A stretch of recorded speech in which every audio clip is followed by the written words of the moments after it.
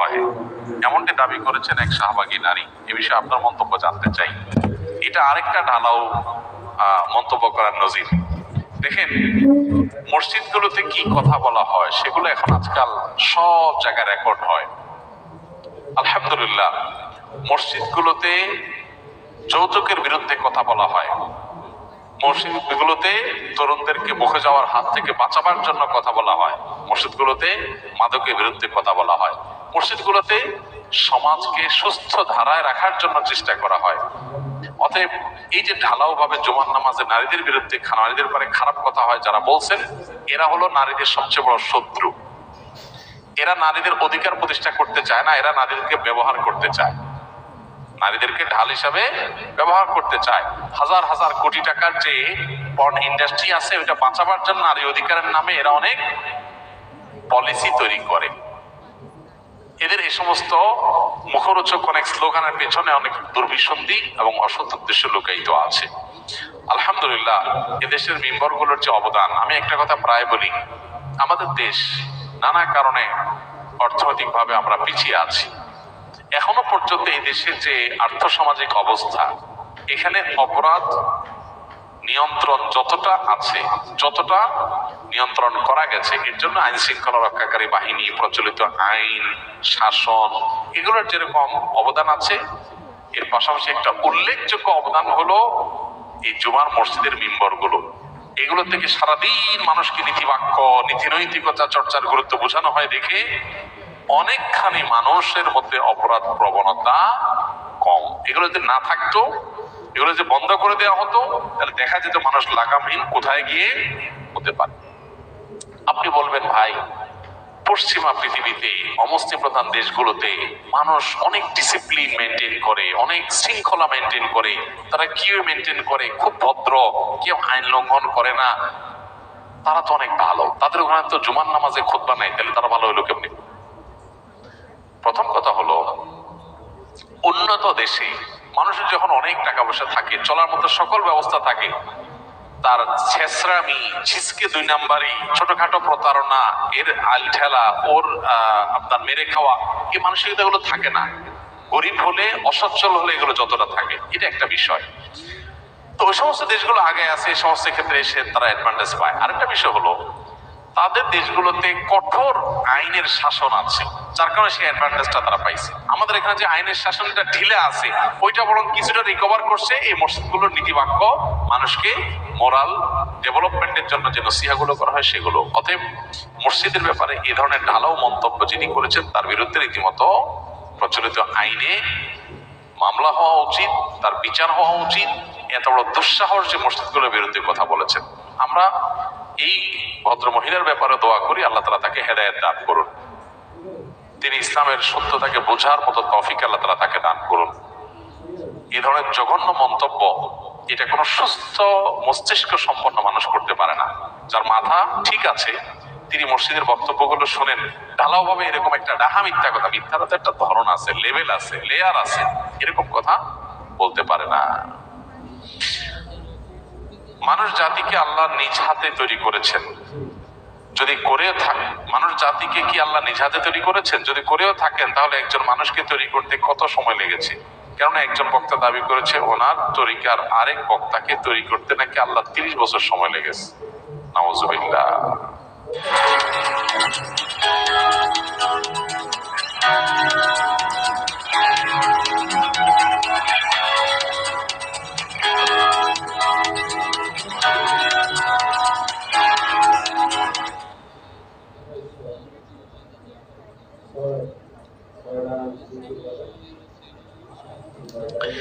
ইন্নামা আরাদা শাইআন আইয়াকুলা লাহু কুন ফায়াকুন। আল্লাহ রাব্বুল আলামিন বলেছেন, আল্লাহ যখন কোনো জিনিস সৃষ্টি করতে চান, তখন আল্লাহ বলেন হও, হয়ে যায়। আল্লাহ শুধু কুন বলেন, কুন মানে হও, হয়ে যায়। গোটা সৃষ্টি জগৎ তৈরি করা আল্লাহর জন্য মানে এক কুন বলার সময়ের ব্যাপার, তাই না?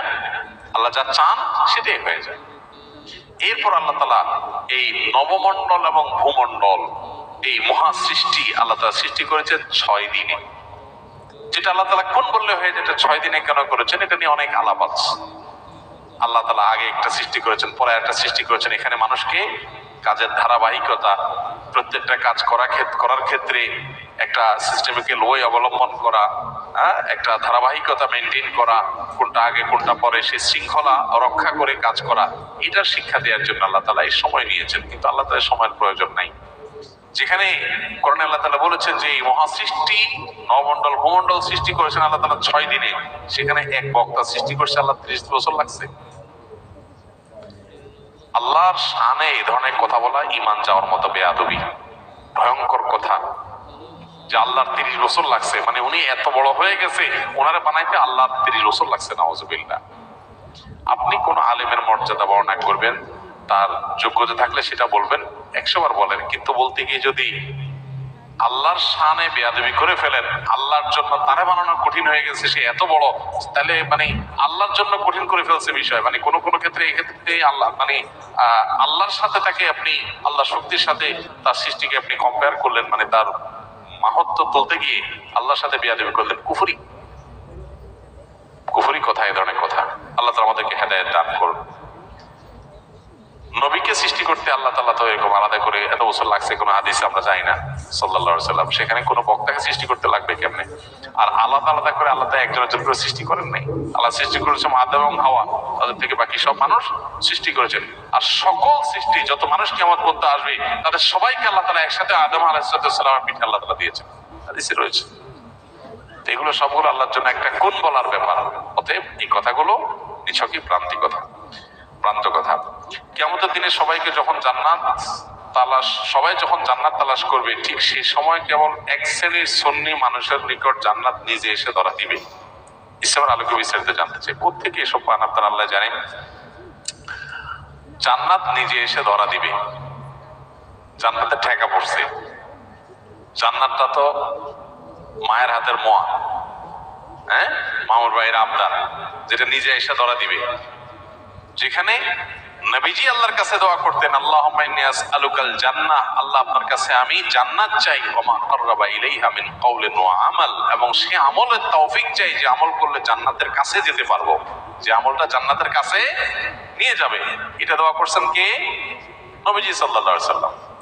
আল্লাহুম্মা ইন্নী আসআলুকাল জান্নাতা ওয়া মা কাররাবা ইলাইহা মিন কাউলিন ওয়া আমাল।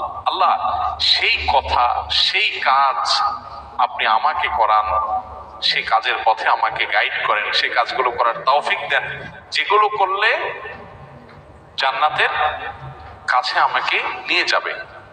তাহলে নবীজি সাল্লাল্লাহু আলাইহি সাল্লাম জান্নাতের কাছে যাওয়ার জন্য চেষ্টা করছেন, আর এদের কাছে নাকি জান্নাত নিজে এসে ধরা দিবে।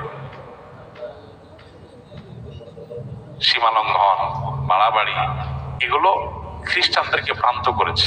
নবীজি সাল্লাল্লাহু আলাইহি সাল্লাম বলেছেন, লা তুতরুনি কামা আতরাতিন নাসারা ইবনে মারইয়াম, খ্রিস্টানরা যেরকম ঈসা আলাইহিস সালাম সম্পর্কে বাড়াবাড়ি করতে করতে গোমরা হয়ে গেছে, তোমরা আমাকে নিয়ে এরকম বাড়াবাড়ি করবে না। নবীজি তার শানে এটা বলেছেন। তাহলে আমরা নিজেদের ব্যাপারে, নিজেদের আলেমদের ব্যাপারে এরকম বাড়াবাড়ি করি, তার পরিণতি কিরকম হবে? নবীজি সাল্লাল্লাহু আলাইহি সাল্লাম তাকে নিয়েও বাড়াবাড়ি করতে নিষেধ করেছেন, তার মর্যাদা বলতে গিয়ে সীমা ছাড়াইতে নিষেধ করছেন। সেখানে এখন নিজেদের ব্যাপারে মর্যাদা বলতে গিয়ে এই পর্যায়ে চলে যাই, তাহলে কোথায় যাব? অনেক ভাইরা আছেন বিবেক খরচ করেন না জিনিসগুলো, যে ধরনের কথা অনেক গর্হিত কথা,